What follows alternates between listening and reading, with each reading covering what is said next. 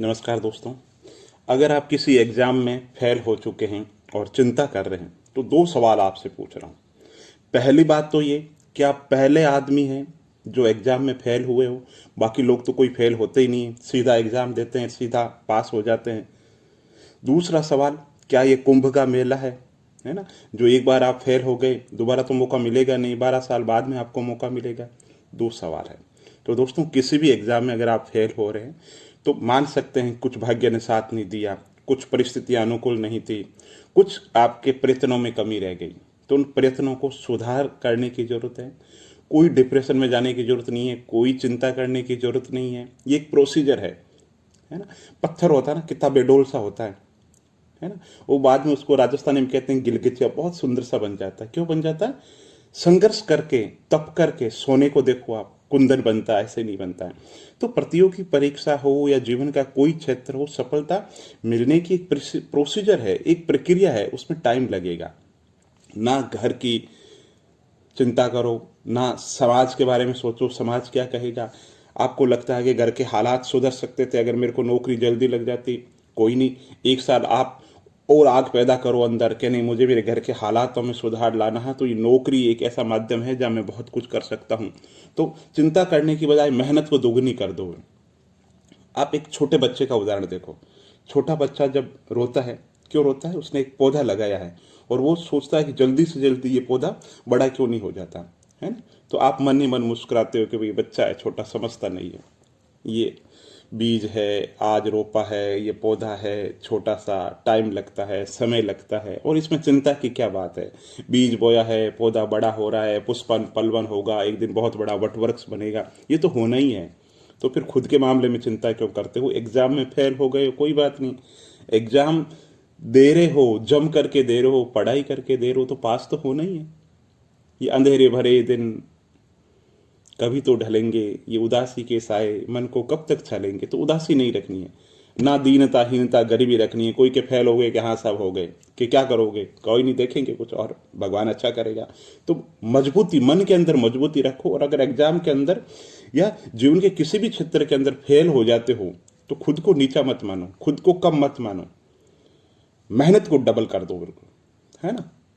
आप लोग क्या कह रहे हैं ये महत्वपूर्ण नहीं है, आप खुद से पूछो कि भाई आपने कहीं मेहनत में कोई कमी रखी कि नहीं रखी। और मेहनत में अगर छोटी मोटी कमी रह भी गई, चलो कोई नहीं, इस बार मेहनत डबल करते हैं और बेड़ा पार हो जाएगा। आप किसान को देखो, मेरे पापा जी हमेशा एक किस्सा सुनाया करते थे कि आप रो रहे हो, आप कह रहे हो मेहनत कर रहे हो, तो पढ़ाई कोई मेहनत नहीं होती। बंद कमरे में बैठ करके पढ़ाई करनी, तो पढ़ाई मुश्किल नहीं है। अगर मुश्किल क्या होता है जीवन, तो किसान का जीवन देखो, पूरी की पूरी तैयारियां धरी रह जाती। एक बारिश होती है, बारिश की जरूरत होती है, तब बारिश आती नहीं है, और कभी उल्टा हो जाता है। और किसान का जीवन देखो, फिर भी कोई निराशा नहीं, कोई उदासी नहीं, कि नहीं भगवान पे विश्वास, ईश्वर बहुत अच्छा करेगा, ईश्वर अच्छा करेगा। उदासी है तो भी थोड़ी देर के लिए आती है, फिर काफूर हो जाती है। क्यों? कर्मयोगी है, उसका परिणाम में इतना मोह ही नहीं है बिल्कुल कि मैं मेरा कर्म करूंगा। तो आप तो अपनी तैयारी कीजिए, पढ़ाई कीजिए। छोटे बच्चे को देखो, छोटा बच्चा गिरता है ना? बार बार गिरता है और एक दिन चलना सीख जाता है। तो यही बात आप लोगों पे है दोस्तों। प्रतियोगी परीक्षा हो या कोई भी जीवन का क्षेत्र हो, तो सफलता मिलती है तो सफलता सबको, लगभग कुछ 1-2% लोगों को छोड़ दो जो पहले चांस के अंदर सेलेक्ट हो जाते हैं। बाकी 90% जो एग्जाम की तैयारी करने वाले कैंडिडेट हैं, बहुत से एग्जाम देने पड़ते हैं, बहुत से पापड़ बेलने पड़ते हैं, और अंत में जाकर के सफल हो जाते हैं। तो आप ये सोचो, उदास हो रहे हो तो क्या ये जीवन का आखिरी एग्जाम था जो आप, अब साहब मौका ही नहीं है आपके पास में एग्जाम देने के लिए, तो भी आपकी चिंता जायज है। मान के भाई अब तो मौके ही नहीं, सारे एग्जाम दे दिए, मौके खत्म हो गए, फिर भी चिंता करने की जरूरत नहीं है। ईश्वर बहुत अच्छा करता है। ऐसे बहुत से लोग हैं जो सरकारी नौकरी की तैयारी करते हैं, सरकारी नौकरी में सेलेक्ट नहीं होते और आगे जाकर के बहुत अच्छा करते हैं।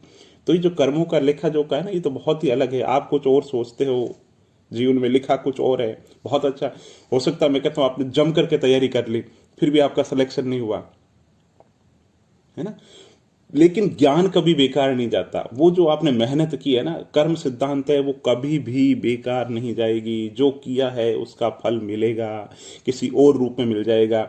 ऐसे बहुत से आसपास में समाज में किस्से सुनने को मिलते हैं, जब किसी कैंडिडेट ने आईएएस की तैयारी की, उसका सिलेक्शन नहीं हुआ और बाद में उसने वो मेहनत की और उसका बेटा भारतीय प्रशासनिक सेवा में टॉप रैंक लेकर के आ गया।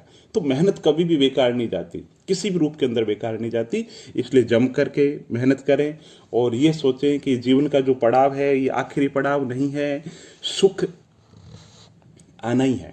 जब दुख और सुख, यूं मान लीजिए जीवन के दो पार्ट है, सुख हमेशा नहीं टिकता है तो दुख कहां से टिकेगा। इसलिए कर्म करो, कर्म में कोई कमी मत रखो, उचित रणनीति के साथ में पढ़ो। और कहते हैं कि जो चलता है ना वो मंजिल पे पहुंच ही जाता है, बस रास्ते गलत नहीं होने चाहिए। तो जब एग्जाम में फेल हो रहे हैं तो अपना मूल्यांकन करो। कोई दीनता, कोई गरीबी, कोई कुछ नहीं, किसी की सहानुभूति की जरूरत नहीं। मन में विश्वास रखो, अपने कर्मों पे विश्वास रखो कि भाई सब फेल हुए हैं और बाद में वही सफल हुए हैं। तो ये एक प्रोसीजर है, एक प्रक्रिया है, सबको गुजरना है इससे। इसलिए जब भी एग्जाम में फेल हो जाए तो चिंता ना करें, अपनी एनर्जी, अपने जोश, अपने मनोबल को दोगुना कर दीजिए और लग जाइए। मंजिल सबको मिलती है। धन्यवाद।